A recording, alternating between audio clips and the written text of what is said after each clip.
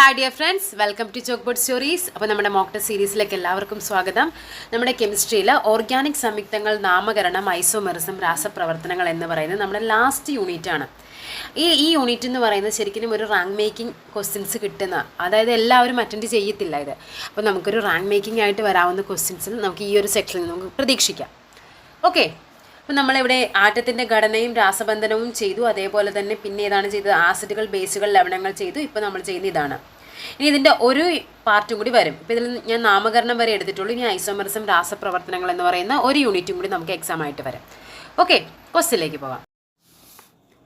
First question നോക്കാം. സംയുക്തങ്ങൾക്ക് ഏകീകൃത നാമകരണ നിയമങ്ങൾ ഉണ്ടാക്കുന്ന സംഘടന ഏത്?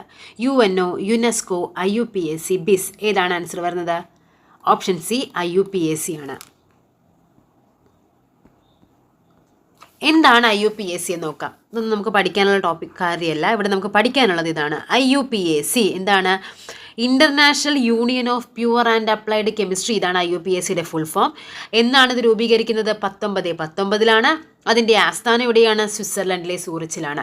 പിന്നെ പഠിക്കേണ്ടത് ഇതാണ്. മൂലകങ്ങളുടെയും സംയുക്തങ്ങളുടെയും നാമകരണം, ആറ്റോമിക ഭാരത്തിൻ്റെ ഭൗതിക സ്ഥിരാങ്കങ്ങളുടെയും ഏകീകരണം, നൂതന പദങ്ങളുടെ അംഗീകാരം എന്നിങ്ങനെ നിരവധി വസ്തുതകൾ IUPACയുടെ നേതൃത്വത്തിലാണ് തീരുമാനിക്കപ്പെടുന്നത്. അപ്പോൾ IUPACയുടെ ധർമ്മം എന്താണെന്നും എവിടെയാണ് 1919 സ്വിറ്റ്സർലൻഡിലെ സൂറിച്ചിൽ ആണ് ഇതിൻ്റെ ആസ്ഥാനം എന്ന് പറയുന്നത്. Okay, next question. സോഡിയം അസറ്റേറ്റും സോഡ ലൈമും ചേർത്ത് ചൂടാക്കുമ്പോൾ ലഭിക്കുന്ന വാതകം? Acetylene, ethane, methane, ethylene. ഏതാണ്? സോഡിയം അസറ്റേറ്റും സോഡ ലൈമും ചേർത്ത് ചൂടാക്കുമ്പോൾ നമുക്ക് ലഭിക്കുന്ന വാതകം മീഥെയ്ൻ ആണ്. പഠിച്ചു വെച്ചേക്കൂ. മീഥെയ്ൻ്റെ പ്രത്യേകത എന്താണ്? ഏറ്റവും ലഘുവായ ആൽക്കെയിൻ ആണ് മീഥെയ്ൻ. അതേപോലെ മീഥെയ്ൻ അറിയപ്പെടുന്ന എന്താണ്? ചതുപ്പ് വാതകം എന്നറിയപ്പെടുന്നത് മീഥെയ്ൻ ആണ്, മാർഷൽ ഗ്യാസ്. അതേപോലെ തന്നെ പിന്നെ എന്താണ്? മീഥെയ്ൻ കണ്ടുപിടിച്ചത് ആരാണ്? മീഥെയ്ൻ കണ്ടുപിടിച്ചത് അലസാൻഡ്രോ വോൾട്ടയാണ്. വോൾട്ടയാണ് എന്ത് കണ്ടുപിടിച്ചത്? മീഥെയ്ൻ കണ്ടുപിടിച്ചത്. അതേപോലെ നമ്മുടെ പ്രകൃതിവാതകം, ബയോഗ്യാസിലേക്ക് പ്രധാനപ്പെട്ട വാതകമാണ് എന്തെന്ന് പറയുന്നത്? മീഥെയ്ൻ. ഇപ്പം എന്താ പ്രകൃതിവാതകം എങ്ങനെ ഉണ്ടാകുന്നത്? വർഷങ്ങളോളം ഓരോ ഫോസിലൊക്കെ അടിഞ്ഞടിഞ്ഞല്ലേ. അതായത് എന്താണ്? മീഥെയ്ൻ വീണ് അത് അടിഞ്ഞിട്ടാണ് എന്തുണ്ടാവുന്നത്? പ്രകൃതിവാതകം, നമ്മുടെ ഗോബർ ഗ്യാസ്, ബയോഗ്യാസ് ഒക്കെ ഉണ്ടാകുന്നത്. അപ്പം അങ്ങനെ ഒന്ന് ചിന്തിച്ചാൽ മതി.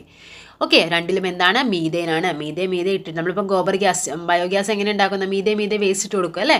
അപ്പം അതിൻ്റെയൊക്കെ അടിസ്ഥാന ഘടകം എന്ന് പറയുന്നത് മീഥെയ്ൻ ആണ്. പാചകവാതകത്തിന് ഗന്ധം കിട്ടാനായി ചേർക്കുന്ന പദാർത്ഥമാണ് ethyl alcohol, ethyl mercaptan, benzene, naphthalene. ഏതാണ്? ഓപ്ഷൻ ബി ഈഥൈൽ മെർക്യാപ്റ്റൻ ആണ്. അതായത് നമ്മുടെ LPG, ലിക്വിഫൈഡ് പെട്രോളിയം ഗ്യാസ് എന്ന് പറയുന്ന സംഭവത്തിന് എന്തില്ല? മണമില്ല അല്ലേ. മണമില്ലാത്തൊരു സാധനമാണ്. അതിലെ പ്രധാന ഘടകം എന്താണ്? ബ്യൂട്ടൈൻ ആണ്. അതിന് മണമില്ല. പക്ഷേ ഈ മണമില്ലെങ്കിൽ എന്ത് സംഭവിക്കും? നമുക്കത് ലീക്കായാലൊന്നും അറിയാൻ പറ്റില്ല. പക്ഷെ അപ്പോൾ അത് വലിയ അപകടങ്ങളിലേക്ക് വരും. അപ്പോൾ അതിന് മണം ഉണ്ടാകാൻ വേണ്ടി ചേർക്കുന്ന ഒരു വസ്തുവാണ് എന്ത്? ഈഥൈൽ മെർക്യാപ്റ്റൻ എന്ന് പറയുന്നത്. Okay, next question.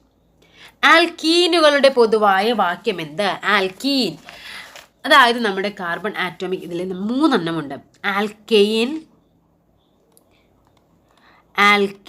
ഉണ്ട്, അതേപോലെ ആൽക്കീൻ ഉണ്ട്, ആൽക്കൈൻ ഉണ്ട്. 3 എന്തൊക്കെയാണ്? കെയിൻ അതായത് ANE, അതേപോലെ ENE, YNE. ഇത് 3 ഉള്ളത്. Alkene, alkyne 3. ഇതെന്ന് പറയുന്നത് ഇതിൻ്റെ ആറ്റോമിക് സൂത്രവാക്യം എന്ന് പറയുന്നത്, പൊതുവാക്യം എന്ന് പറയുന്നത് CnH2n+2 ആണ്. ഇനി ഈ ഒരു +2 അങ്ങ് കളഞ്ഞു കഴിഞ്ഞാൽ ആൽക്കീനാകും. CnH2n ആണ്. അവിടെ നിന്ന് വീണ്ടും ഒരു 2 കളയണം. സോ CnH2n-2 ചെയ്താൽ അത് ആൽക്കൈനാകും. ഇങ്ങനെ ഓർത്താൽ മതി. ആൽഫബറ്റിക് ഓർഡറിൽ നമ്മൾ AEY അങ്ങനെ ഓർഡറിലല്ലേ എഴുതുന്നത്. A കഴിഞ്ഞിട്ടാണ് E കഴിഞ്ഞിട്ടാണ് Y ഉള്ളത്. അപ്പോൾ ആദ്യം +2, പിന്നെ ഒന്നുമില്ല, പിന്നെ ഒരു -2. ഇതാണ് അതിൻ്റെ ഓർഡർ എന്ന് പറയുന്നത്. അപ്പോൾ ആൽക്കീനുകളുടെ പൊതുവായ വാക്യം എന്ന് ചോദിച്ചാൽ ഏതായിരിക്കും? CnH2n ആയിരിക്കും. -2 വന്നാൽ എന്തിൻ്റെയാണ്? ആൽക്കൈനിൻ്റെയാണ്. +2 വന്നാൽ എന്തിൻ്റെയാണ്? എയിനിൻ്റെയാണ്. അപ്പോൾ ഇതെന്താണ്? ഈനിൻ്റെയാണ്. ഇങ്ങനെയാണ് അത് ഓർത്ത് വെക്കേണ്ടത്. ആൽക്കീനുകളുടെ പൊതുവായ വാക്യം. ഇപ്പം നമുക്കിങ്ങനെ വേണേൽ ചോദിക്കാം, കാർബൺ ആറ്റത്തിൻ്റെ എണ്ണം എന്ന് പറയുന്നത് 1 ആണെങ്കിൽ അതിൻ്റെ ആൽക്കെയിൻ ആണെങ്കിൽ അതിൻ്റെ പൊതുവായ വാക്യം എന്താണെന്ന് ചോദിച്ചാൽ എന്താ ചെയ്യേണ്ടത്? CnH2n+2 ആണ്. കാർബൺ 1 ആണെങ്കിൽ ഇവിടെ കാർബൺ 1 വരും. ഹൈഡ്രജൻ 2 × 1, എന്നിൻ്റെ പ്ലേസിൽ 1 ഇട്ട് കൊടുക്കുക, +2. സോ CH4 ആയിരിക്കും. Okay, next question. Liquefied petroleum ഗ്യാസിൻ്റെ അഥവാ LPG മുഖ്യ ഘടകം എന്ത്? നമ്മളിപ്പോൾ പറഞ്ഞതാണ് അല്ലേ, പ്രൊപ്പൈൻ, പെൻറ്റെയിൻ, ഹെക്ടെയിൻ, ബ്യൂട്ടെയിൻ. ഏതാണ്? ലിക്വിഫൈഡ് പെട്രോളിയം ഗ്യാസ്, ബ്യൂട്ടെയിൻ അല്ലേ. നമ്മുടെ വീടുകളിൽ എന്താണ് ബ്യൂട്ടി കൂട്ടി വന്നപ്പോഴാണ് എന്ത് ചെയ്തത്? അടുക്കളയിലെ സാധനങ്ങളൊക്കെ വിറകും സാധനങ്ങളൊക്കെ മാറ്റി എന്താക്കിയത്? പെട്രോളിയം LPG ആക്കി മാറ്റിയത്, ലിക്വിഫൈഡ് പെട്രോളിയം ഗ്യാസ് ആക്കി മാറ്റിയത്. അപ്പോൾ എന്താണ് LPG പ്രധാന ഘടകം എന്ന് പറയുന്നത്? ബ്യൂട്ടെയിൻ ആണ്. നെക്സ്റ്റ് ക്വസ്റ്റ്യൻ ആണ്, ബെൻസീൻ്റെ രാസസൂത്രം ഏത്? C2H6, C3H6, C6H6, C2H2. ഏതാണ് ബെൻസീൻ്റെ രാസസൂത്രം എന്ന് പറയുന്നത്? ഓപ്ഷൻ ബി C6H6 ആണ്. ബെൻസീൻ്റെ 80% ഘടനയും ഈ ശാസ്ത്രമനസ്സിൻ്റെ സ്വപ്ന വ്യാഖ്യാനമായിരുന്നു. ആരുടേതാണെന്ന്? കെക്കുലെ, വോളർ, വെർണർ, ബ്രാഗ്. ആരുടെയാണ്? അത് ഓപ്ഷൻ എ കെക്കുലെ എന്ന് പറയുന്ന ശാസ്ത്രജ്ഞനാണ്. ആഗസ്റ്റ് കെക്കുലെ. ഇദ്ദേഹമാണ് എന്ത് ചെയ്തത്? തിയറി ഓഫ് കെമിക്കൽ സ്ട്രക്ചർ ആദ്യമായിട്ട് വികസിപ്പിച്ചെടുത്തത് ആരാണ്? August Kekule. Theory of chemical structure ആദ്യമായി വികസിപ്പിച്ചത് ആളാണ് ആര്? ആഗസ്റ്റ് കെക്കുലെ എന്ന് പറയുന്നത്. ബെൻസിൻ വാതകം കണ്ടുപിടിച്ചത് ആരാണ്? ബെൻസിൻ കണ്ടുപിടിച്ചത് നമ്മുടെ മൈക്കിൾ ഫാരഡേ ആണ്. ഫാരഡേ ആണ് ബെൻസിൻ വാതകം കണ്ടുപിടിച്ചത്. ബെൻസിൻ്റെ ഫോർമുല എന്താണ്? C6H6 ആണ്. ഓക്കെ, അതായത് നമ്മുടെ വലയ സംയുക്തങ്ങൾ സൈക്ലിക് കോമ്പൗണ്ട്സ് എന്ന് പറയും. അതിൽ 2 ഉണ്ട്. ഒന്ന് ആലിസൈക്ലിക്കും ഉണ്ട്, ആരോമാറ്റിക്കും ഉണ്ട്. അതിൽ ആരോമാറ്റിക് സംയുക്തങ്ങൾക്ക് എക്സാമ്പിളാണ് എന്തെന്ന് പറയുന്നത്? നമ്മുടെ ബെൻസീൻ എന്ന് പറയുന്നത്. Okay, next question. Grape spirit എന്നറിയപ്പെടുന്ന ആൽക്കഹോൾ ഏത്? Grape spirit. Methanol, butanol, ethanol, propanol. ഏതാണ് ഗ്രേപ്പ് സ്പിരിറ്റ് എന്നറിയപ്പെടുന്നത്? ഗ്രേപ്പ് സ്പിരിറ്റ് എന്നറിയപ്പെടുന്നത് ഓപ്ഷൻ സി എത്തനോൾ ആണ്. മെത്തനോൾ അറിയപ്പെടുന്ന പേരെന്താണെന്നറിയാവോ? മെത്തനോൾ എന്നറിയപ്പെടുന്നത് വുഡ് സ്പിരിറ്റ് ആണ്. വുഡ് സ്പിരിറ്റ് എന്നറിയപ്പെടുന്നത് മെത്തനോളും ഗ്രേപ്പ് സ്പിരിറ്റ് എന്നറിയപ്പെടുന്നത് എത്തനോളുമാണ്. Next question. പാറ്റ ഗുളികയായി ഉപയോഗിക്കുന്ന വസ്തു ഏതാണ്? Ethyl alcohol, benzene, ethanol, naphthalene. ഇവയൊന്നുമല്ല. ഏതാണ് പാറ്റ ഗുളികയായി ഉപയോഗിക്കുന്നത്? അത് ഓപ്ഷൻ ഡി നാഫ്തലിനാണ് അല്ലേ. ഉത്പതനം വഴി അല്ലേ. ഉത്പതനം എന്ന് പറഞ്ഞാൽ എന്താണ്? ഖരരൂപത്തിലിരിക്കുന്ന നേരിട്ട് വാതകമായിട്ട് മാറുന്ന അങ്ങനത്തെ അതിനൊരു എക്സാമ്പിളാണ് നാഫ്തലിൻ എന്ന് പറയുന്നത്. അപ്പോൾ പാറ്റ ഗുളികയായി ഉപയോഗിക്കുന്ന സാധനമാണ് എന്ത്? നാഫ്തലിൻ. 1,3-ഡൈബ്രോമോപ്രൊപ്പൈൻ മെറ്റാലിക് സിങ്കുമായി പ്രവർത്തിച്ചാൽ ഉണ്ടാകുന്നത് എന്താ? Propane, propene, bromopropane, cyclopropane. 1,3-ഡൈബ്രോമോപ്രൊപ്പൈൻ മെറ്റാലിക് സിങ്കുമായിട്ട് പ്രവർത്തിച്ചാൽ ഉണ്ടാകുന്നത് ഒരു ആലിസൈക്ലിക് കോമ്പൗണ്ടായ സൈക്ലോപ്രൊപ്പൈൻ ആണ്. ഇതൊന്ന് പഠിച്ചു വെച്ചോളണം, ഇമ്പോർട്ടൻ്റ് ആണ്. LP സ്കൂൾ ടീച്ചർ 2023 ചോദിച്ചതാണ്. ഓക്കെ, ബേക്കലൈറ്റ് ഏത് തരം പോളിമറാണ്? ബേക്കലൈറ്റ് പ്രകൃതിദത്ത ഫൈബ്രസ്. ഏതാണ്? ബേക്കലൈറ്റ് എന്ന് പറയുന്നത് ഒരു തെർമോസെറ്റിംഗ് പ്ലാസ്റ്റിക് ആണ്. തെർമോസെറ്റിംഗ് എന്ന് പറഞ്ഞാൽ എന്താണ്?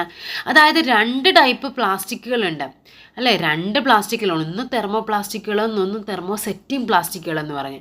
അതായത് നമുക്ക് എന്താണ്, ചൂടാക്കുമ്പോൾ നമുക്കതിന് ഭൗതിക മാറ്റം സംഭവിക്കുന്നതിനെയാണ് തെർമോ പ്ലാസ്റ്റിക് എന്ന് പറയുന്നത്. വീണ്ടും ഉപയോഗിക്കാൻ കഴിയും അതിനെ. തെർമോ പ്ലാസ്റ്റിക് എന്ന് പറഞ്ഞാൽ. തെർമോസെറ്റിംഗ് എന്ന് പറഞ്ഞാൽ എന്താണ്? അതങ്ങ് സെറ്റായി.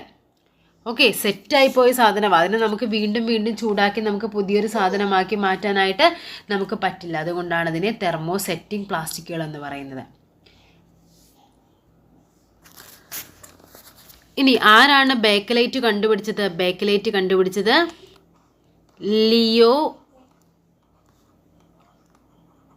ലിയോ ബേക്കലൻഡ് ആണ് ബേക്കലൈറ്റ് കണ്ടുപിടിച്ചത്. അതായത് ബേക്കലൈറ്റിൽ അടങ്ങിയിരിക്കുന്ന മോണോമറുകൾ ഏതൊക്കെയാണ്? ഫിനോളും ഫോർമാൽഡിഹൈഡുമാണ് ബേക്കലൈറ്റിൽ അടങ്ങിയിരിക്കുന്ന മോണോമർ.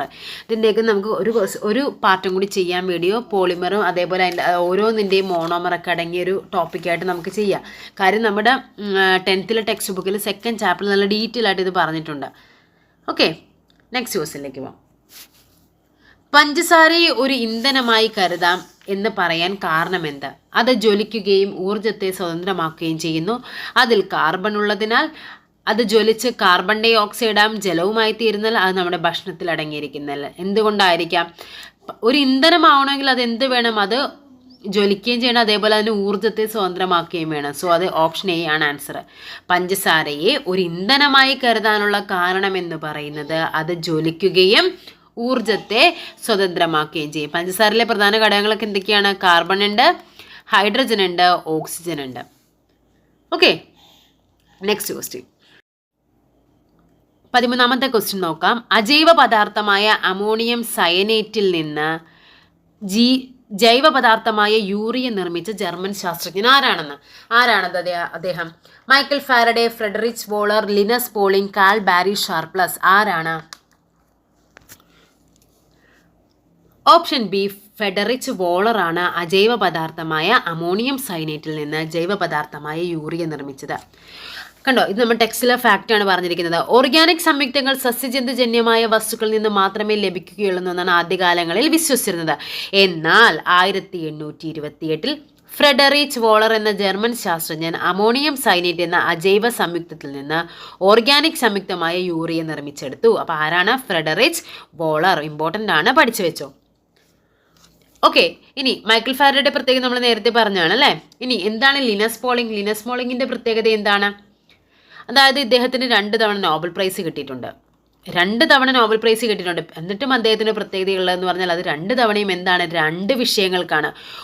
ഒന്ന് ശാസ്ത്ര വിഷയത്തിനും ഒന്ന് ശാസ്ത്ര ഇതര വിഷയത്തിനുമാണ് അദ്ദേഹത്തിന് കിട്ടിയത്.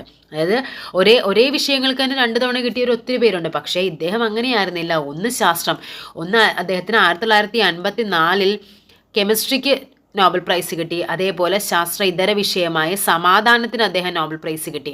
ഏത് വർഷം? 1962 അദ്ദേഹത്തിന് സമാധാനത്തിന് നോബൽ പ്രൈസ് കിട്ടി. അപ്പോൾ ആരാണ് കാൾ ബാരി ഷാർപ്ലസ് എന്ന് പറഞ്ഞാൽ? അതായത് 2 തവണ കെമിസ്ട്രിക്ക് നോബൽ പ്രൈസ് കിട്ടിയ സെക്കൻഡ് പേഴ്സൺ ആണ്, 2ാമത്തെ വ്യക്തിയാണ് കാൾ ബാരി ഷാർപ്ലസ്. 2ാമത്തെ വ്യക്തിയാണെങ്കിൽ 1ാമത്തെ വ്യക്തി ആരാണ്? അത് ഫ്രെഡറിക് സാങ്കർ എന്ന് പറഞ്ഞ ഒരാളാണ്. ഫ്രെഡറിക് സാങ്കർ ആണ് 2 തവണ കെമിസ്ട്രിക്ക് രസതന്ത്രത്തിന് നോബൽ പ്രൈസ് കിട്ടിയ 1ാമത്തെ വ്യക്തി. 2ാമത്തെ വ്യക്തി ആരാണ്? കാൾ ബാരി ഷാർപ്ലസ് ആണ്. ലിനസ് പോളിംഗിന്റെ പ്രത്യേകത എന്താണ്? 2 തവണ നോബൽ പ്രൈസ് കിട്ടി. ഒന്ന് കെമിസ്ട്രിയിലും മറ്റേത് എന്താണ്? സമാധാനത്തിലും. അതായത് 2 ശാസ്ത്ര വിഷയത്തിനും ശാസ്ത്ര ഇതര വിഷയത്തിനുമായിട്ട് നോബൽ പ്രൈസ് കിട്ടുന്ന ആദ്യത്തെ വ്യക്തിയാണ് ലിനസ് പോളിംഗ് എന്ന് പറയുന്നത്. Okay, next question. ഈ സംയുക്തത്തിൻ്റെ പേരെന്ത്? ഇതാണ് നമ്മുടെ നെക്സ്റ്റ് ക്വസ്റ്റ്യൻ. CH3, CH3 ഇത് നമുക്ക് എപ്പോഴും ഒരു റാങ്ക് മേക്കിംഗ് ആയിട്ട് ചോദിക്കാൻ പറ്റുന്ന ക്വസ്റ്റ്യൻസ് ആണ്. പേര് കൊടുക്കുക എന്ന് പറയുന്നത്. കാര്യം എല്ലാവരും അതിനെ ഈസിലി നമ്മൾ അറ്റൻഡ് ചെയ്യാനായിട്ട് ശ്രമിക്കില്ല, തെറ്റിപ്പോകുമെന്നുള്ളൊരു പേടി കാരണം. പക്ഷേ ഇത് വളരെ എളുപ്പമാണ്, ഒന്ന് പഠിച്ചു വെച്ച് കഴിഞ്ഞാൽ. ഓക്കെ, ഈ ഒരു പേര് നൽകാൻ നമുക്ക് ആദ്യം അറിയേണ്ടത് ഈ ഒരു കാര്യമാണ്. ഒരു കാർബൺ ആറ്റം ആണെങ്കിൽ അതിൻ്റെ പേര് മെത്ത് എന്നായിരിക്കും. 2 കാർബൺ ആറ്റം ആണെങ്കിൽ eth, prop, but, pent, hex, hept, oct, non, dec. ഈ 10 എണ്ണത്തിൻ്റെ പേര് നല്ല വൃത്തിക്ക് പഠിച്ചു വെച്ചാൽ നമുക്കിത് ചെയ്യാൻ എളുപ്പമാണ്. ഓക്കെ, എന്തൊക്കെയാണ്? Meth, eth, prop, but, pent, hex, hept, oct, non, dec. Okay, ഇനി എങ്ങനെയാണ് ഇതിൻ്റെ പേര് കൊടുക്കുന്നതെന്ന് നോക്കാം. ഇവിടെ നമ്മൾ ആദ്യം ഇതിനൊരു മെയിൻ ചെയിൻ കണ്ടുപിടിക്കണം. നമുക്ക് മെയിൻ ചെയിൻ ആക്കി എടുക്കാം. ഇതിൻ്റെ പേര് നമ്മൾ 1 2 3 4 എന്ന് കൊടുത്തു. തിരിച്ചു കൊടുത്തു നോക്കിയേ, 1 2 3 4 എന്ന് കൊടുത്തു. എങ്ങനെ കൊടുത്താലും 2ലും 3ലുമാണ് നമ്മുടെ ചെയിൻ വന്നിരിക്കുന്നത്. ഓക്കെ, അത് 2ലും 3ലുമാണ്. സോ നമുക്ക് ഈ പേര് 2 3 2ലും 3ലും ചെയിൻ ഉണ്ട്. ഈ ചെയിൻ്റെ പേരെന്താണ്? ഇതിൻ്റെ പേര് ഒരു കാർബൺ ആറ്റം ആയതുകൊണ്ട് തന്നെ അവിടുത്തെ ചെയിൻ്റെ പേരെന്ന് പറയുന്നത് മീഥൈലായിരിക്കും. മീഥൈൽ. ഓക്കെ, ഇവിടെ എല്ലാം സിംഗിൾ ബോണ്ടാണ്. സിംഗിൾ ബോണ്ട് ആയതുകൊണ്ട് ഇത് എയിൻ എന്ന് പറയും. നമ്മൾ നേരത്തെ പറഞ്ഞു ആൽക്കെയിൻ ഉണ്ട്, ആൽക്കെയിൻ, ആൽക്കീൻ, ആൽക്കൈൻ. ആൽക്കെയിൻ എന്ന് പറഞ്ഞാൽ സിംഗിൾ ബോണ്ട്, ആൽക്കീൻ എന്ന് പറഞ്ഞാൽ ഡബിൾ ബോണ്ട്, ആൽക്കൈൻ എന്ന് പറഞ്ഞാൽ ട്രിപ്പിൾ ബോണ്ട്. ഇതാണ് അതിൻ്റെ മീനിങ്. അപ്പോൾ ഇവിടെ 2 3 കൊടുത്തു. 2 എണ്ണം ഉണ്ടല്ലേ, 2 മീഥൈൽ, 2 സബ് ചെയിൻ ഉണ്ട്. സോ നമ്മൾ ഇതിൻ്റെ പേര് കൊടുക്കുമ്പോൾ ഡൈ. 2 എണ്ണമുണ്ട്. 3 എണ്ണം ഉണ്ടെങ്കിൽ എന്താ? ഇപ്പോൾ ഇവിടെയും കൂടി പറഞ്ഞെങ്കിൽ ട്രൈ എന്ന് കൊടുത്തതിന് ഡൈ മീഥൈൽ. ഓക്കെ, ഇനി മെയിൻ ചെയിൻ്റെ പേരെന്താ? Meth, eth, prop, ബ്യൂട്ട്. 4 കാർബണാണ് മെയിൻ ചെയിനുള്ളത്. അപ്പോൾ അതിൻ്റെ പേരെന്ത് വരും? ബ്യൂട്ടൈൻ. 2 3 dye methyl butyne. ഇതാണ് ആ സംയുക്തത്തിൻ്റെ പേര്. നെക്സ്റ്റ് ക്വസ്റ്റ്യൻ നോക്കാം. CH3 CH double bond CH3 എന്ത് വരും ഇതിൻ്റെ പേര് വരുന്നത്? ഇവിടെയും നമ്മൾ ശ്രദ്ധിക്കേണ്ടത്, ഇവിടെ നമുക്ക് പിന്നെ വേറെ ചെയിനും കാര്യങ്ങളൊന്നുമില്ല. നെക്സ്റ്റ് ക്വസ്റ്റ്യൻ നോക്കാം നമുക്ക്. CH3 CH double bond CH3. ഇവിടെ നമുക്ക് എന്താണ് വേറെ ചെയിനും കാര്യങ്ങളൊന്നുമില്ല, പക്ഷെ ഇവിടെ എന്താണ് ഒരു ഡബിൾ ബോണ്ട് ഉണ്ട്. അപ്പോൾ ഇവിടെ ആദ്യം പേര് കൊടുക്കുക മെത്ത് പ്രൊപ്പ് ബ്യൂട്ടാണ് ഇതിൻ്റെ പേര്. ഓക്കെ, ബ്യൂട്ട്. ഇനി ഡബിൾ ബോണ്ട് ഇവിടെ ഉള്ളത് കൊണ്ട് ആ ഡബിൾ ബോണ്ട് എവിടെയാണ് എന്ന് നമ്മൾ വ്യക്തമായിട്ട് നമ്മൾ മെൻഷൻ ചെയ്യണം. സോ നമ്മൾ എവിടെയാണ് ഡബിൾ ബോണ്ട് ഉള്ളത്? 1, 2, 3, 4 രണ്ടാമത്തേലാണ് ഡബിൾ ബോണ്ട് ഉള്ളത്. എപ്പോഴും ചെറിയ നമ്പറാണ്. ഇപ്പം ഇങ്ങനെ കൊടുത്ത് നോക്കി 1, 2, 3, 4 എങ്ങനെ കൊടുത്താലും നമുക്ക് 2 ചെറുതായിട്ട് വരുന്നത്. സോ ബ്യൂട്ട് 2 ഡബിൾ ബോണ്ട് ആയതുകൊണ്ട് അതിനെ ഈൻ എന്ന് കൊടുക്കുക. ഈൻ അതായത് ഇതിൻ്റെ പേരാണ് ബ്യൂട്ട് 2 ഈൻ എന്ന് വരും. ബ്യൂട്ട് 2 ഈനാണ് ഇതിൻ്റെ പേരെന്ന് പറയുന്നത്. അല്ലെങ്കിൽ നമുക്കിതിനെങ്ങനെ പറയാം? 2 ബ്യൂട്ടീൻ, ഇങ്ങനെയും ഇതിൻ്റെ പേര് പറയാൻ പറ്റും. ഓക്കെ, അപ്പോൾ ഇതിൻ്റെ പേരെന്താണ്? 15ാമത്തത് മെത്ത് പ്രൊപ്പ് ബ്യൂട്ട് 4 ഉള്ളതുകൊണ്ട് ബ്യൂട്ടായി. രണ്ടാമത്തെ കാർബൺ ആറ്റത്തിനാണ് എന്തുള്ളത്? ഡബിൾ ബോണ്ട് ഉള്ളത്. അപ്പോൾ അത് മെൻഷൻ ചെയ്യാനായിട്ട് ഈൻ എവിടെയാണ്? 2 നമുക്ക് മെൻഷൻ ചെയ്ത് കൊടുക്കാം. Okay, next question. CH3 single bond C triple bond CH3 എങ്ങനെ വരും ഇത്? ഇവിടെ നേരത്തെ പറഞ്ഞ പോലെ തന്നെ എന്താണ് ചെയ്യേണ്ടത്? 4 കാർബൺ ആറ്റമാണ് ഉള്ളത്. സോ ഇവിടുത്തെ പേരെങ്ങനെ വരും? ബ്യൂട്ടാണ്. മെത്ത് പ്രൊപ്പ് ബ്യൂട്ട് വന്നു. ഇനി എവിടെയാണ് ട്രിപ്പിൾ ബോണ്ട് എന്ന് നമ്മൾ മെൻഷൻ ചെയ്യണ്ടേ? സോ ഇവിടെ ട്രിപ്പിൾ ബോണ്ട് എവിടെയാണ്? രണ്ടാമത്തേലാണ്. ട്രിപ്പിൾ ബോണ്ട് ആയതുകൊണ്ട് അതിനെ എങ്ങനെ കൊടുക്കാം? ഐൻ എന്ന് കൊടുക്കാം. അതായത് എങ്ങനെ വരും പേര്? ബ്യൂട്ട് 2 ഐൻ. അല്ലെങ്കിൽ അതിനെങ്ങനെ കൊടുക്കാം? 2 ബ്യൂട്ടൈൻ എന്ന് കൊടുക്കാം. ഈ ഐൻ കണ്ടു കഴിഞ്ഞാൽ നമുക്കറിയണം അവിടെ ട്രിപ്പിൾ ബോണ്ടാണെന്ന്. ഈനാണ് കാണുന്നെങ്കിൽ നമുക്കറിയണം അവിടെ ഡബിൾ ബോണ്ടാണെന്ന്. എയിനാണ് കാണുന്നെങ്കിൽ നമുക്കറിയണം അവിടെ എന്താണ്? സിംഗിൾ ബോണ്ടാണെന്ന് അറിയണം. ഓക്കെ, 4 കൂടി ഉണ്ട്. ഇതിൻ്റെ പേരെങ്ങനെയാണ് വരുന്നത് നോക്കാം. ഇവിടെ നോക്കിക്കേ, ഇവിടുത്തെ പ്രത്യേകതകൾ എന്താണ്? ഇവിടെ OH, COH, ക്ലോറിൻ, അതേപോലെ O, ഇങ്ങനത്തെ കുറേ കാര്യങ്ങൾ വരുന്നുണ്ട്. ഇതിനെയാണ് നമ്മൾ ഫങ്ഷണൽ ഗ്രൂപ്പുകൾ എന്ന് പറയുന്നത്. ഓക്കെ, OH വരുമ്പോഴേക്കും അവിടുത്തെ പേര് വരുമ്പോൾ ഓൾ എന്ന പേരിൽ വേണം വരാനായിട്ട്. മെത്ത് പ്രൊപ്പ് 3 കാർബൺ ആറ്റമാണ് ഉള്ളത്. സോ ഇതിൻ്റെ പേര് എന്ത് വരും? പ്രൊപ്പാൻ. എവിടെയാണ് OH ഉള്ളത്? 1, 2, 3 തിരിച്ചിട്ട് കൊടുത്താൽ 1, 2, 3 ഇങ്ങനെ അങ്ങോട്ടും ഇങ്ങോട്ടും ഇട്ട് കൊടുക്കുക. അപ്പോൾ ഏറ്റവും ചെറുത് വരുന്നത് 1-ലല്ലേ? അപ്പോൾ 1ാമത്തെ കാർബണിലാണ് എന്ത് വരുന്നത്? ഓള് വരുന്നത്. സോ പ്രൊപ്പാൻ 1 അല്ലെങ്കിൽ നമുക്കത് 1 ആയതുകൊണ്ട് നമുക്കിതിനെ പ്രൊപ്പനോൾ എന്ന് കൊടുക്കാം.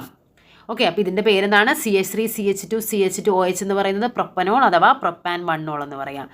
ഇനി COOH ആണ് വരുന്നതെങ്കിൽ നമ്മൾ അതിൻ്റെ കൂട്ടത്തിൽ ഓയിക് ആസിഡ് എന്നാണ് ചേർക്കേണ്ടത്. Oic acid. അപ്പോൾ ഇവിടെ മെത്ത് പ്രൊപ്പ് ഇവിടെ നമ്മൾ ശ്രദ്ധിക്കേണ്ടത് ഇതെന്ന് പറയുന്നത് ഇവിടെയും ഒരു കാർബൺ ആറ്റം ഇല്ലേ? അപ്പോൾ ആ കാർബൺ ആറ്റത്തിനെ നമ്മൾ എണ്ണത്തിൽ കൂട്ടണം. സോ മെത്ത് പ്രൊപ്പ് ബ്യൂട്ട് 4 വന്നു കഴിഞ്ഞാൽ എന്താണ്? ബ്യൂട്ടല്ലേ? സോ ഇവിടുത്തെ എന്ത് വരും? ബ്യൂട്ട് ലാസ്റ്റാണ് വരുന്നത്. സോ അതിൻ്റെ കൂട്ടത്തിൽ ഓയിക് ആസിഡ് നേർക്കുക. ബ്യൂട്ടനോയിക് ആസിഡ് എന്ന് വരും. ഇതാണ് ഇതിൻ്റെ പേര് വരുന്നത്, ബ്യൂട്ടനോയിക് ആസിഡ്. നെക്സ്റ്റ് നോക്കാം. ഇവിടെ എത്ര ഉണ്ടെന്ന് നോക്കാം. 1, 2, 3, 4, 5 കാർബൺ ആറ്റം ഉണ്ട്. ഇത് C കാർബൺ ആണെന്ന് വിചാരിക്കുന്നത്. ഇത് Cl ആണ്, ഇത് ക്ലോറിൻ ആണ്. ഓക്കെ, മെത്ത് പ്രൊപ്പ് ബ്യൂട്ട് പെൻറ്റ് 5 ഉണ്ട്. അപ്പോൾ എന്താണ് ഇതിന്? പെൻറ്റെയിൻ ആണ്. ഇനി ഇങ്ങനെ പേരിട്ട് കൊടുക്കുക. 1, 2, 3, 4, 5 ഇങ്ങനെ നമ്മൾ പേരിട്ട് കൊടുക്കുമ്പോൾ ഇവിടെ 4ാമത്തെ വരും. 1, 2, 3, 4, 5 ഇങ്ങനെ പേര് കൊടുക്കുമ്പോൾ 2 വരും. അപ്പോൾ നമുക്ക് 2 ചെറുത്. സോ നമുക്ക് 2 കൊടുക്കാം. 2ൽ എന്താണ് അവിടുത്തെ സബ് ചെയിൻ വരുന്നത്? ക്ലോറിൻ, ബ്രോമിൻ, അയഡിൻ ഒക്കെ വരും. അപ്പോൾ ഇതിനെന്താ കൊടുക്കേണ്ടത്? 2 ക്ലോറോ. 5 അല്ലേ? 5 കാർബൺ ആറ്റം ആയതുകൊണ്ട് അതിൻ്റെ പേര് എങ്ങനെ വരും? എല്ലാം സിംഗിൾ ബോണ്ടാണ്. സോ അവിടെ പെൻറ്റൈൻ അങ്ങനെയൊക്കെ വരും. ഇവിടെ എന്താണ്? സിംഗിൾ ബോണ്ട് ആയതുകൊണ്ട് പെൻറ്റെയിൻ എന്ന് വന്നു. ഇനി അടുത്തത് നോക്കാം. ഇതാണ് ഇവിടുത്തെ ഫങ്ഷണൽ ഗ്രൂപ്പ് എന്ന് പറയുന്നത്. O ആണ്.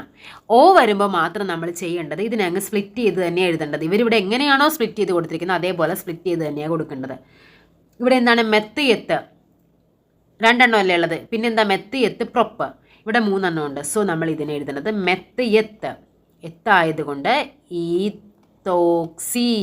O കൊണ്ട് സെപ്പറേറ്റ് ചെയ്യുന്നതിന് ഓക്സി ഗ്രൂപ്പ് എന്ന് പറയും അല്ലേ? അപ്പോൾ അതിനെന്ത് വരും? ആൽക്കോക്സി ഗ്രൂപ്പാണ് O വരുമ്പോഴേക്കും. അപ്പോൾ അതിന് നമ്മൾ എന്താ എഴുതേണ്ടത്? അതിൻ്റെ കൂട്ടത്തിലുള്ള തൊട്ട് മുന്നേ ഉള്ള എന്താണെന്ന് നോക്കാം. മെത്ത് ആയതുകൊണ്ട് ഇതോക്സി, മെത്ത് പ്രൊപ്പ് എല്ലാം സിംഗിൾ ബോണ്ടാണ്. സോ ഇതിൻ്റെ പേര് ഇതോക്സി പ്രൊപ്പൈൻ എന്ന് വരും. ഓക്കെ, നന്നായിട്ട് നല്ല രീതിക്ക് തന്നെ നിങ്ങൾ എന്ത് ചെയ്യുക, ഈ നോമൻക്ലേച്ചർ പേരിടുക എന്നുള്ളത് നന്നായിട്ട് പഠിച്ചു വെക്കുക. കാര്യം ഉറപ്പായിട്ടും നമുക്കൊരു ക്വസ്റ്റ്യൻ ഇതിൽ നിന്ന് ഈ ഒരു സെക്ഷനിൽ നിന്ന് പ്രതീക്ഷിക്കാം, ഈ ഒരു ചാപ്റ്ററിൽ നിന്ന്, അതേപോലെ ഇതിൻ്റെ തന്നെ രണ്ടാമത്തെ ചാപ്റ്ററിൽ നിന്ന് നല്ല രീതിക്ക് ക്വസ്റ്റ്യൻസ് പ്രതീക്ഷിക്കാം. നല്ലൊരു റാങ്ക് മേക്കിംഗ് ആകാനുള്ള ക്വസ്റ്റ്യൻ നമുക്കതിൽ നിന്ന് പ്രതീക്ഷിക്കാം. ഓക്കെ, അപ്പോൾ വീഡിയോസ് കാണുന്നവരെ എന്തായാലും മാർക്ക് കമൻറ്റ് ചെയ്യുക, അതേപോലെ ചാനലൊന്ന് സബ്സ്ക്രൈബ് ചെയ്യുക, വീഡിയോ ഇഷ്ടപ്പെട്ട ലൈക്ക് ചെയ്യുക. അടുത്തൊരു ടോപ്പിക്കുമായിട്ട് വീണ്ടും കാണാം. താങ്ക്